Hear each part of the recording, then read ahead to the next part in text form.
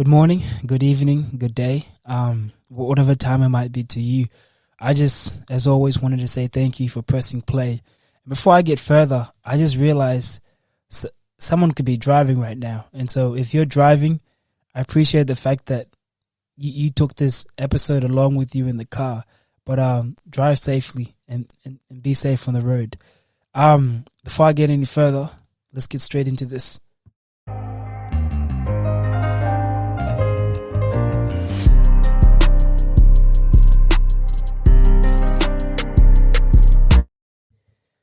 On today's episode, I'm going to be speaking about my Hall of Famer, my GOAT. That's what I have on my run sheet. Like that's what I've put down. Like them two dot points. And my Hall of Famer, my GOAT of my life is Jesus Christ. And I wanted to speak about God because I think we live in a very curious world. And especially when it comes to things like religion and things like that, sometimes people get curious as to like, I hear this one a lot. Like people say, how can you believe in someone that you can't see? And so I wanted to dedicate an episode to God, I guess, to discuss my belief, why I believe, and hopefully answer that curious question to someone who might be wondering why someone believes in someone they don't see. Before going any further, I just wanted to shout out Charlie Banger, who created the theme song for the podcast. This is just a snippet of his track. Gravity, hey, gravity, lay, gravity, hey, gravitated arts. If you haven't already, give the song a play. Getting back to this topic, my Hall of Famer, my GOAT. I hope this really makes sense to you, but let's see how it goes. I believe in Jesus because of my mom. And what I mean by that is, I think I said this in the first episode, like when I was younger, my dad died. And so growing up, I only had my mom looking after my siblings and I. And early on, I realized that parenting isn't compulsory, you know. My mom's presence in my life, she consciously chose to be within our life.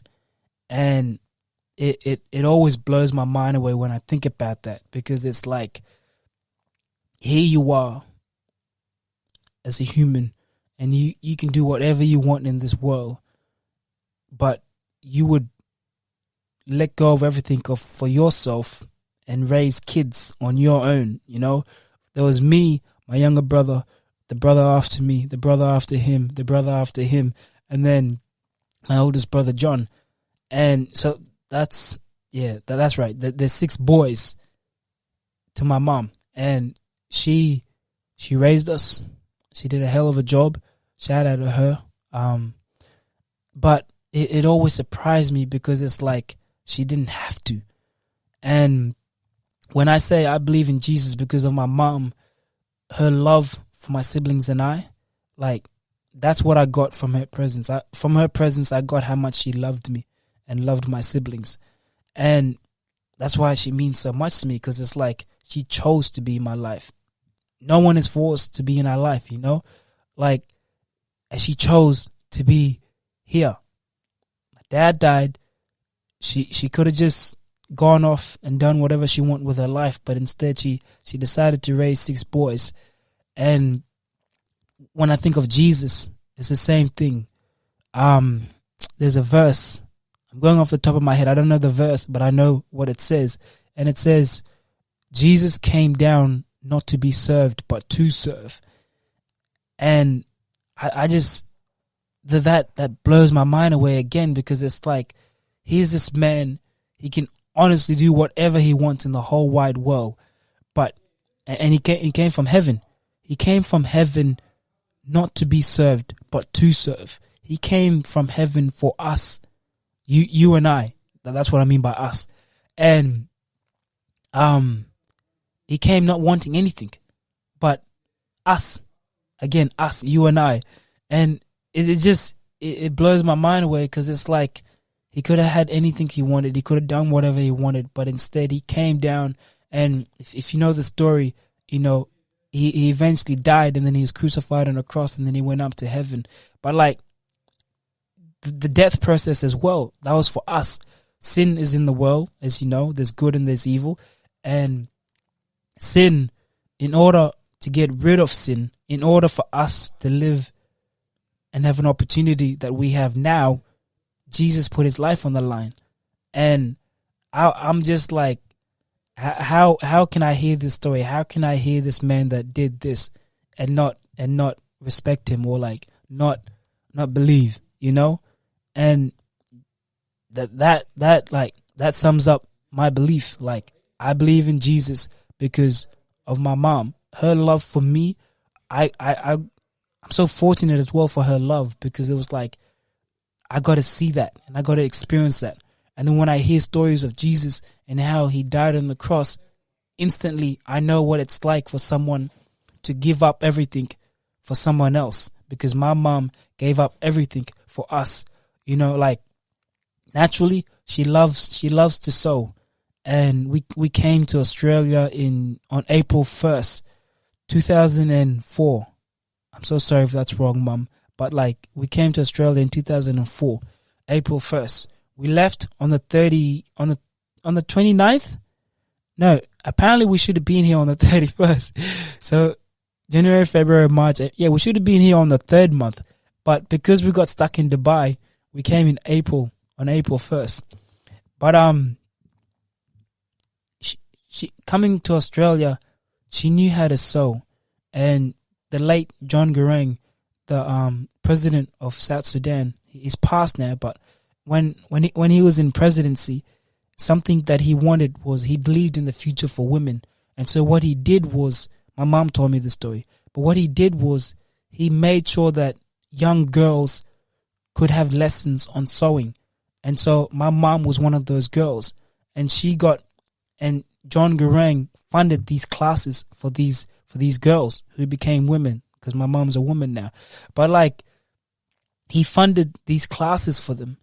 And through that, my mom was exposed to a different route. She was exposed to this opportunity that was presented to her through the president. And she started loving sewing. And even today, in her spare time, there's nothing she loves more. Okay, firstly, it's us, being with us. But after us, there's nothing she loves more, and a cup of tea. But after them two things, there's nothing she loves more than getting on her sewing machine and making a piece of clothing. And again, we came to Australia, and she had that. She had that gift. She had that ability to do that. She could have came here and followed her dream, or followed somehow starting her own business, but she didn't. What did she do instead? We came to Australia. She put us all through education. She made sure we always had food on the table. She always made sure we had clothes on our back, a roof over our heads. And we were broke at times, but as a kid, I didn't feel we were broke, because my mom always made sure that we had something. And like a clear memory in my head was one time we were at Kmart. We were at the Toowoomba Plaza. We were at Kmart, and this is when the Wii just came out. And I remember she went and purchased the Wii for us. And she got the Wii, and we got Wii Sports and 2 controllers, and we went back home and we started playing it. And I remember just being in the car, and she was like, she just said, oh man, how did I forget what she said? But we were in the car, and she just said, you guys are my kids, and this is for you guys. Like, that's paraphrasing. I wish I knew the exact words, but my memory can't go that far. But she just said, this is for us. And in that moment, I was able to understand, like, you know, she'd do anything for us. And again, as kids, we may have been broke, but I never knew we were broke, because my mom always made sure we had something. And coming back to Australia, you know, she could have done so much for herself, but she didn't. And even to today, like, she still does so much for us, her kids, and others around her. And it reminds me of Jesus. You know, Jesus came down not to serve, but not to be served, but to serve. You know, I feel like my mom lives that life. You know, she is a righteous child of God, she is an example of God. And I appreciate her. And because of her example, I understood what God did for me. And yeah. So if you're listening to this, that's why I believe. And everyone has their story. Everyone has a different reason to believe, and everyone has a different reason not to believe. But I guess, as always, like, respect one another. Whether you believe or whether you don't believe, at the end of the day, we're people, you know? And you can't judge someone for not believing, and you can't judge someone for believing. I said this once, but I'll say it again. Like, we know what we know because of what we were taught. And, like, that's how we come to know anything. Like, I wouldn't know about God if it wasn't for my mom, if it wasn't for the churches I've been through and been in, and if it wasn't for the school I went to that taught me Bible stories when I was in prep. So I can't see someone else who's not a believer and be like, oh my goodness, that person's a bad person, because they haven't been exposed to what I've been exposed to. And had they been exposed, maybe we'd be on the same page. But that's how life is. Like, because of what you've been through and because of what you've been taught, you believe in what you believe in. Some people believe in Christ because they were exposed to Christ. Other people have never heard of him. So who are we to, like, judge someone else and be like, oh my goodness, you are a bad person? Because at the end of the day, they may not even have ever heard of Jesus. And so, again, as always, like, respect one another, respect people's beliefs, and yeah, you know, spread love and peace. And that's it for me. Like, thank you for listening, and I hope you have a good day. Before checking out, I wanted to say thank you for listening.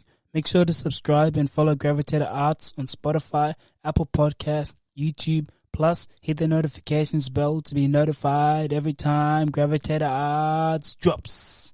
Did it for my team, for my pigs, for my G, for who need it. Showing up on days that I couldn't see a reason. Showing up on days I would rather lay and sleeping. Showing up on days I disconnected, they connected, now we gravity. Ayy.